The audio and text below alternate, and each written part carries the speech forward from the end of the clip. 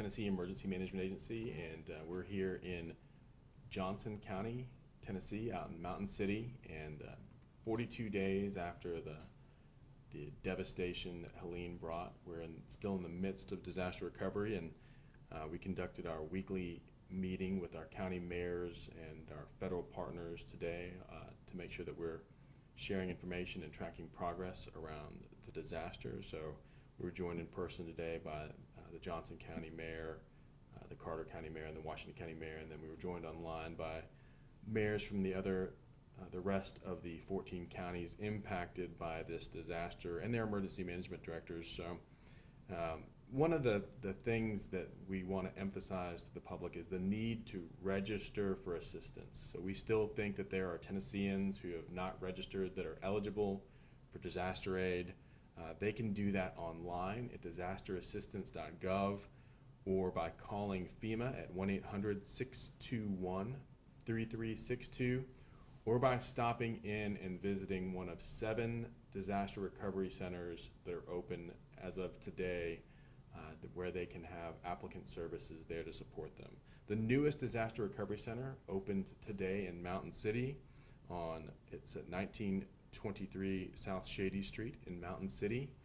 It opened here just a couple of hours ago, and for those survivors that have not yet registered for assistance, they can go there and get help registering for what they're eligible for.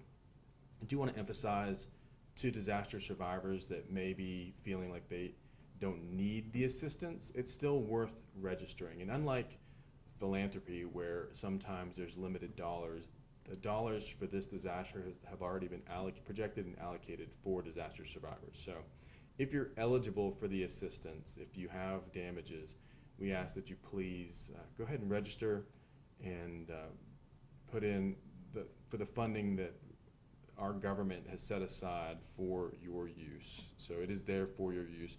We've noticed a couple of gaps.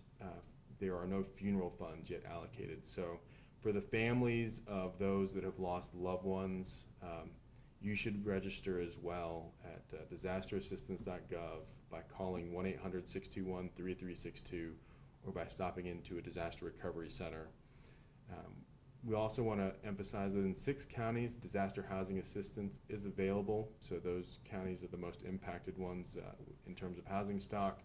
And when you're talking to your FEMA counterpart, either registering online, on the phone, or in the DRC, just make sure that they know you have a housing need as well. We also know that sometimes it's pretty daunting putting together survivor applications, and so I worked with Federal Coordinating Officer Daryl Dragoo to ask for, and we received enhanced applicant services. So that's someone that can help walk you through applying with a little more care. So knowing that everyone is super comfortable with computers, sometimes the documentation requirements are a little daunting. We just ask that you, if you need that assistance, call that number and make sure they know, and we'll get someone in touch with you to help round out your application and make sure that you're getting, again, what you're eligible for. We do want to also emphasize that you may get a denial letter, so either via email or physical U.S. mail, U.S. Postal Service letter that denies some portion or maybe even all of your application. Sometimes that's because of a small clerical error, maybe some piece of identifying information was missing. So keep that letter and make sure that you follow back up, and don't let a small obstacle keep you from accessing the aid that you're eligible for. Just want to emphasize that for survivors.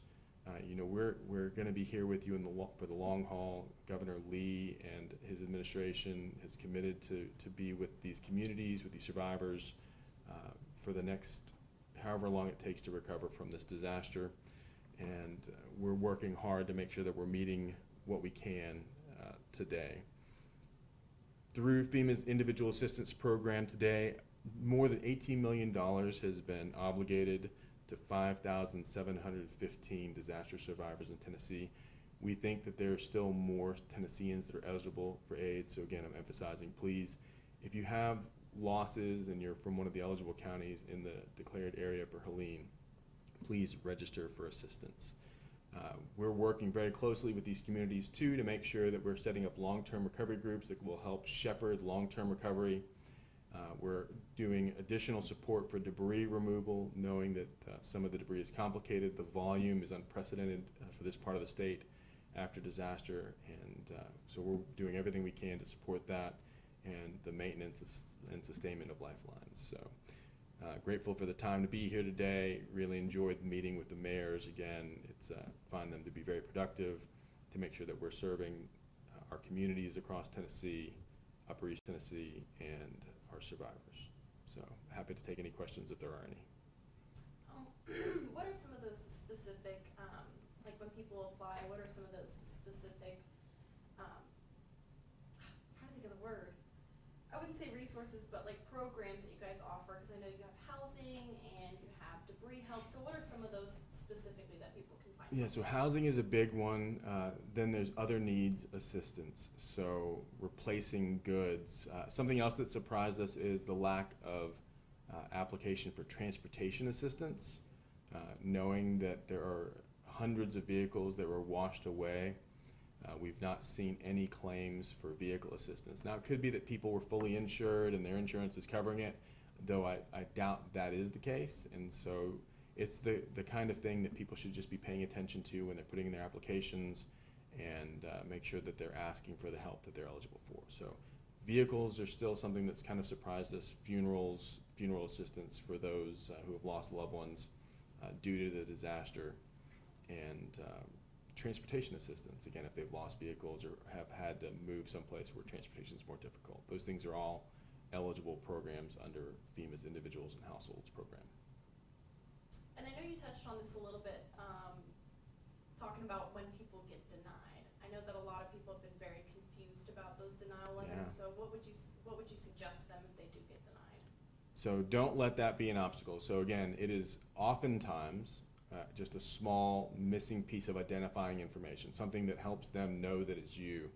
It could be that they tried to schedule an inspection and they weren't able to reach anyone. So some out-of-state number was calling to try to set up, because FEMA's not going to send an inspector until they've scheduled it with the survivors to go view the properties. So after you successfully register for assistance, if you get a phone call from someone that's claiming to be an inspector, they should know what your application number is, so make sure you have that handy, and they should be able to tell you what your application number is. That's not a number you should share with anyone, and they won't ask for any other personally identifiable information. They will never ask for money, and so just make sure that those kinds of things get taken care of and they can work really quickly. And again, the enhanced applicant services now are available for those that feel like they're just not getting through and they think that they're eligible for aid. I think that's about it. Well, great. Thanks so much for helping keep attention. And the best way that people that are interested in helping right now is to volunteer. There are volunteer opportunities listed for Bristol Motor Speedway to help with the materials that have been donated already, and then cash donations to local reputable nonprofit organizations or national nonprofits that are engaged in disaster work, who will help make sure that funds get in the hands of survivors and they can buy the things they need to buy when they need to buy them. So thanks everyone, happy Veterans Day, and thanks for everything you're doing to help make sure that our Tennesseans are taken care of. Thank you.